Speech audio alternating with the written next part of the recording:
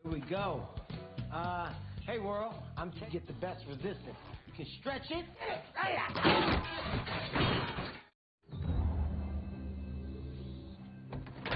Tell you a little about myself.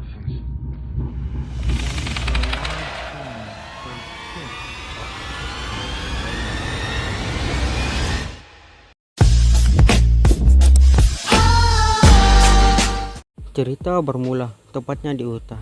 Terlihat seorang pria bernama Frank.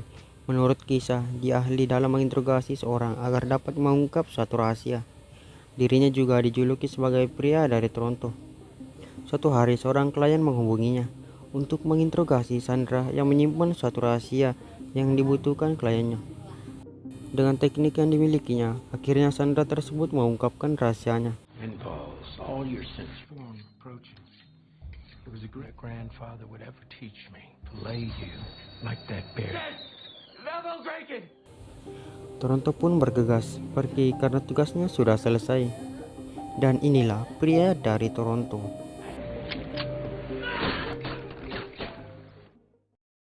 Di Toronto, Frank mempunyai markas sekaligus rumahnya.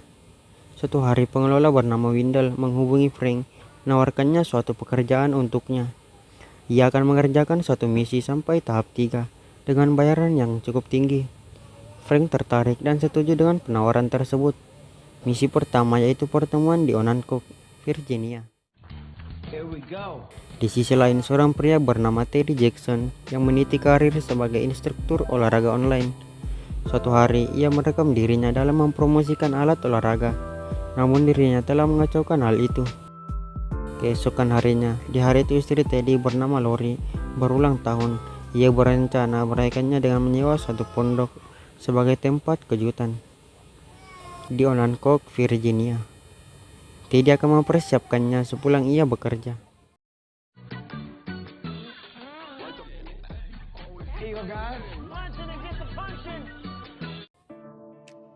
Sesampainya di tempat kerja, Teddy menyampaikan ide terbarunya, yaitu latihan tinju tanpa kontak ke atasannya bernama Marty. Namun Marty tak tertarik akan hal itu karena Marty terlanjur kesal pada Teddy. Karena anggarannya terbuang sia-sia hanya untuk brosur yang dibuat Teddy, tidak akan menarik pelanggannya. Sebab Teddy tidak mencantumkan alamat dan nomor telepon di brosur tersebut.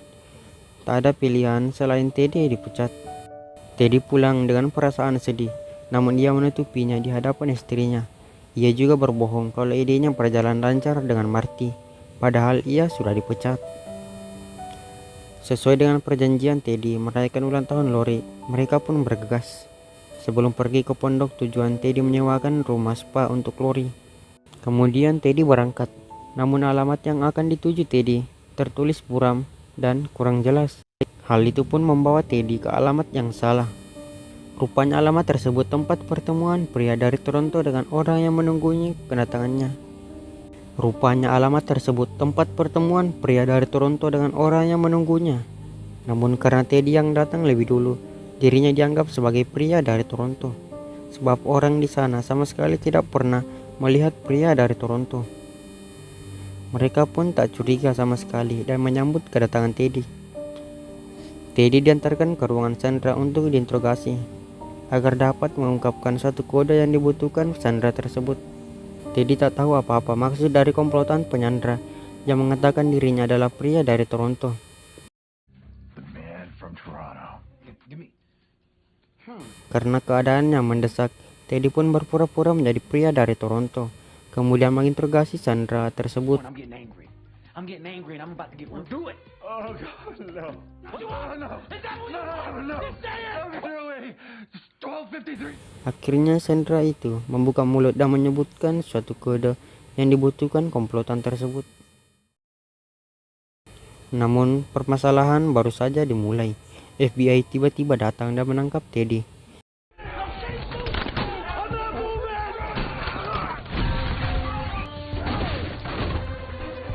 Teddy pun diinterogasi, walaupun Teddy berusaha menjelaskan kalau dirinya bukanlah pria dari Toronto. Yang dimaksud adalah Frank. Sebenarnya FBI percaya kalau Teddy bukanlah pria dari Toronto. Namun sudah terlambat karena Teddy telah dicap sebagai pria dari Toronto. FBI meminta bantuan Teddy untuk berpura-pura menjadi pria dari Toronto. Jadi pada tahun lalu Kolonel Marin berencana mengudeta pemerintahan, namun intelijen berhasil menghentikannya. Tapi Marin dan istrinya berhasil kabur setelah ditangkap, dan sampai saat ini mereka sulit dilacak keberadaannya. Marin berencana akan menyerang balik. FBI sebelumnya menemukan ponsel di TKP milik salah satu dari komplotan penyandra. Setelah diperiksa, mereka adalah anak buah Marin dan sebelumnya telah berkomunikasi dengannya. Akan ada pertemuan pria dari Toronto dengan istri Marin di Museum Seni di Washington. Karena Teddy saat ini dipercaya oleh Marin kalau ia adalah sosok pria dari Toronto, Teddy harus membantu FBI dalam mengerjakan misi ini dengan cara mengambil alih misi Frank. FBI mengutus rekannya bernama Santoro untuk menjadi pelayan pribadi Lori, istri Teddy. Jelas Teddy melihat Santoro berparas tampan, ia pun menolak karena Teddy tak mau Lori terpesona dengannya.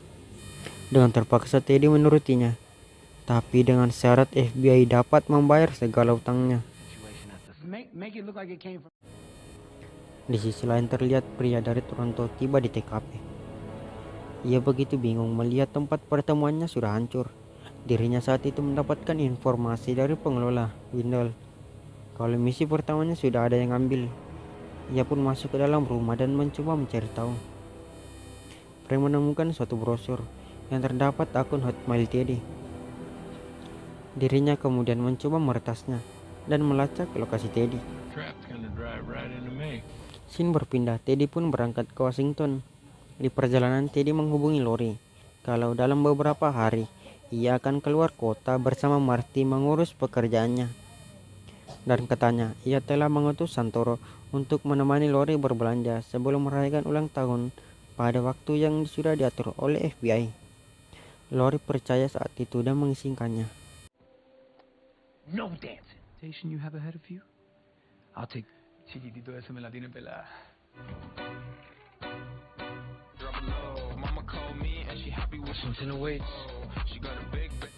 Singkat cerita, Teddy telah sampai di museum. Sebelum pertemuan dengan istri Marin, terlebih dahulu FBI menyelipkan pelacak di baju Teddy.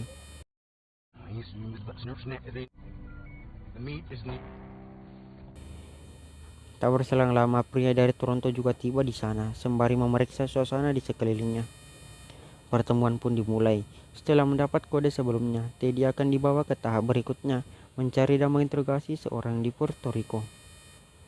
Mereka pun bergegas. Namun FBI yang tengah mengawasi Teddy tiba-tiba diserang oleh Frank yang menyuruhnya mengikuti Teddy. Frank memaksa FBI untuk memberikan informasi yang palsu kalau Teddy dan istri Marin berada di sebuah mobil box berwarna kuning.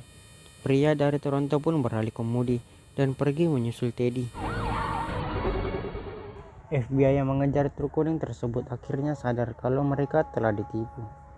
Tak berselang lama Teddy telah sampai di bandara. Ia akan memulai penerbangan menuju Puerto Rico bersama anak buah Marin. Namun hal tak terduga terjadi. Frank berhasil menyusul mereka dan mengaku kalau dirinya lah pria dari Toronto yang asli. Namun Teddy menyangkalnya dan mengaku kalau dirinya lah pria dari Toronto. Ia juga mengungkapkan identitas Frank untuk meyakinkan anak buah Marin. Frank pun kesal. Ia kemudian menyerang semua yang berada di pesawat tersebut, termasuk pilotnya. This is on you. Get the bottom! Oh, God! Warning, warning, caution.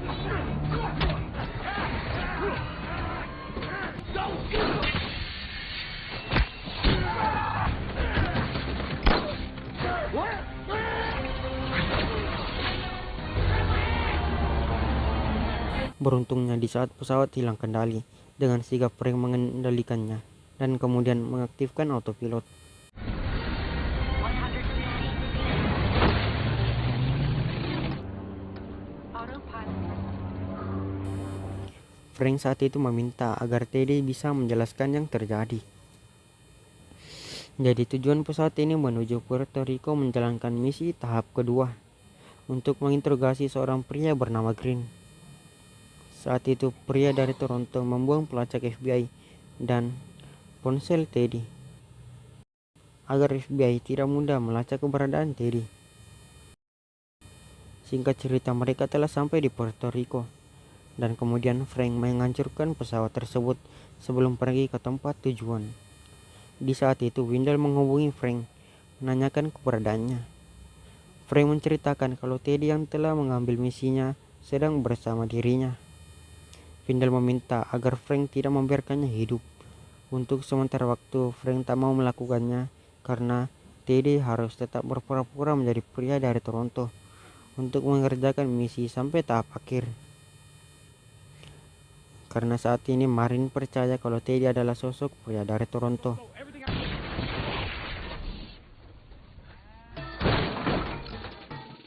Mereka kemudian pergi ke pusat perbelanjaan. Frank membelikan Teddy segala perlengkapan agar dapat menyerupai dirinya. And this. Look at this. They got hot cheese puffs. Listen me. Material. Di sisi lain, tepatnya di Miami, seorang pria dihubungi pengelola Wendell, memberikannya pekerjaan membunuh Frank dan Teddy untuk mengambil alih tugas Frank. Yang kemungkinan Wendell meragukan Frank karena di masa lalu Frank telah melakukan kesalahan yang fatal di Minnesota. Scene berpindah, Teddy dan Frank bergegas ke tempat pertemuan. Frank memasangkan alat komunikasi ke Teddy agar dapat mempermudah Teddy dalam mengerjakan tugasnya, karena Frank akan berada di ruangan lain. Pertemuan Teddy pun dimulai sebelum menginterogasi pria yang menyambut Teddy menjelaskan kalau Green ada di antara 4 sandera tersebut, dan Teddy harus mencari siapa Green yang asli untuk diinterogasi dan dibawa ke tempat Marin berada. One time only. Who? The man from Toronto! Sorry. Me. That's who. Teddy mengancam tiap sandera hingga ia tak sengaja mengayunkan pisaunya dan mengenai salah satu sandera.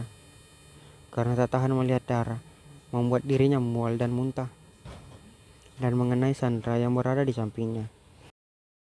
Tak tahan akan muntahan darah Teddy, pria itu mengaku kalau dirinya lah Green. I'm Green! I'm Green, please stop! I heard you were the best. Di saat pria itu akan membunuh semua sandera kecuali Green, Teddy menolak akan hal itu dan meminta agar sandera dapat dibebaskan. Namun hal tak terduga terjadi. Pria itu melihat Teddy menggunakan penyadap. Hal itu pun menimbulkan rasa curiga para penyandera. Untungnya Frank tepat waktu datang menyerang semua orang, kecuali Teddy dan Green. Tak berselang lama mereka menginterogasi Green, menanyakan kenapa dirinya diincar oleh Marin. Green menceritakan pada tahun lalu telah mengembangkan peledak yang tidak bisa dilacak, dan mantan atasan Green telah dipekerjakan Marin untuk meledakkan kedutaan besar Venezuela. Green mendengar rencana Marin. Dirinya berusaha membangun keamanan peledak dengan detonator jarak jauh yang menggunakan kode Coughlin dan jempol Green. Frank telah memutuskan apa yang akan dia lakukan. Dirinya kemudian meminta Teddy untuk keluar dan membiarkan Frank bersama Green di dalam. Rupanya Frank tak bermaksud membawa Green kemarin, melainkan dia hanya akan membawa jempol Green. Ia kemudian membungkusnya menggunakan bungkus keripik milik Teddy. Di saat Teddy dan Frank tengah berbincang, tibalah pria dari Miami dan langsung menyerang Frank dan Teddy, kemudian merampas jempol Green. Dan terjadilah aksi baku tembak antara Frank dengan pria dari Miami. You with me, Teddy? See the sun? Run, I'm coming down.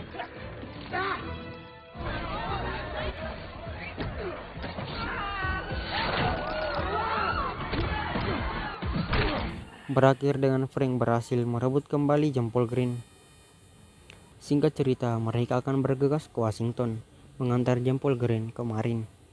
Namun sebelum itu, Teddy dan Frank bergegas menemui Lori untuk makan malam bersama, merayakan ulang tahun Lori sesuai yang dijadwalkan oleh FBI. The hell is Dory? Hold on to the thumb, you want to check it? Thank you. My pleasure. Oh, no problem. I was never gonna see you again. This is the man from... No. Didn't want the whole third wheel dynamic. Taken. You've got a lady. Her name's Deborah. Kind of scary. I mean, what if... Learn it. No, We're going to unlearn whatever you taught you. No. Oh. Thank you. Okay.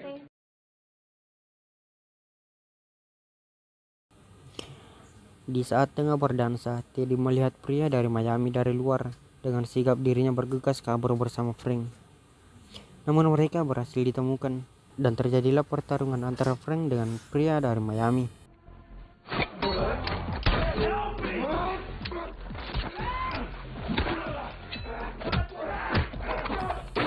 Diakhiri dengan Teddy yang salah tembakan mengenai kaki Frank. Alhasil pria dari Miami merampas kembali jempol Green. Mereka berusaha mengajar Green menggunakan mobil FBI yang terparkir. Di perjalanan, Frank menjelaskan tujuannya setelah mendapat bayaran dari Marin. Ia akan berubah dan akan mewujudkan restoran yang selama ini dia impikan. Dan memohon pada Teddy untuk terakhir kalinya Teddy menjadi Frank. Di sisi lain, pria dari Miami telah tiba di tempat Marin berada. Tepat di malam itu, kedutaan Venezuela akan mulai berpidato dan Marin akan bersiap mengaktifkan detonator tersebut. At the opening gala in Washington, D.C. New Venezuelan embassy. Please. Con gusto. They celebrate its opening tonight. Untungnya Teddy datang dan mengaku kalau dirinya lah pria dari Toronto. Namun Wendell menyangkalnya kalau dia bukan pria dari Toronto. Jadi Wendell sama sekali tidak pernah melihat Frank secara langsung.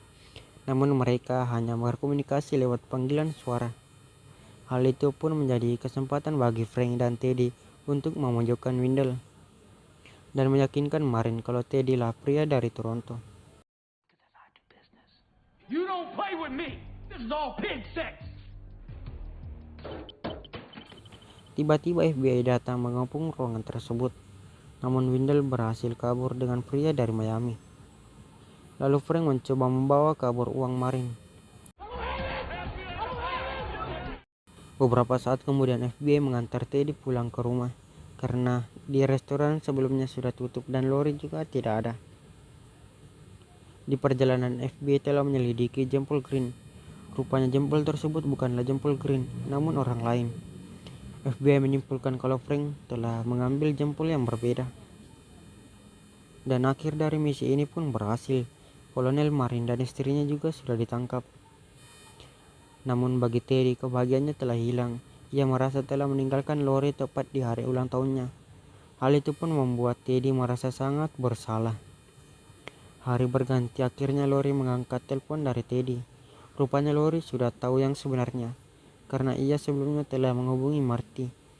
Dirinya memberikan kesempatan kepada Teddy dan menunggunya di stasiun kereta. Mengetahui hal itu, Teddy berusaha berlari ke tempat Lori berada. Di sisi lain, Frank rupanya sudah pulang ke Toronto. Di saat itu Frank ditelepon oleh Wendell dan lalu mengancam Frank. Jika uang tersebut tidak dibawa kepada Wendell, ia akan membunuh Teddy. Namun tanggapan Frank membuat Wendell merasa kalau Frank tak takut dengan ancamannya. Wendell pun menghubungi pembunuh bayaran dari berbagai daerah, yaitu pria dari Tokyo, pria dari Moskow, dan pria bersaudara dari Tacoma, untuk membunuh Frank dan Teddy. Scene berpindah di perjalanan. Teddy dihadang oleh pria dari Miami dan mencari keberadaan Frank. Untungnya Frank datang dan mengejar pria dari Miami. Tak berselang lama pria bersaudara dari Tacoma dan pria dari Moskow datang mengepung mereka. You son of a bitch. You are dead, man. I suggest contact. Tak ada pilihan selain bertarung. Frank menyarankan Teddy untuk menggunakan tinju kontak.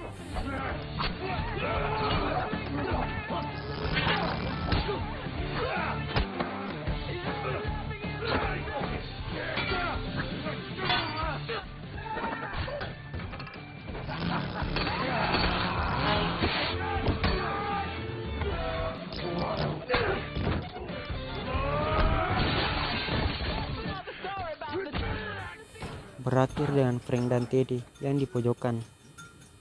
Di saat itu pria dari Miami datang yang ingin mengambil bagiannya dan memojokkan Frank. Teddy saat itu melihat proposalnya yang tertulis terus bermimpi tinju terus. Karena hal itu dirinya termotivasi untuk membuktikan tinju kontak yang sebenarnya. Namun permasalahannya belum berakhir. Wendell turun tangan dan mengepung mereka. Frank dan Teddy kabur ke pabrik makanan.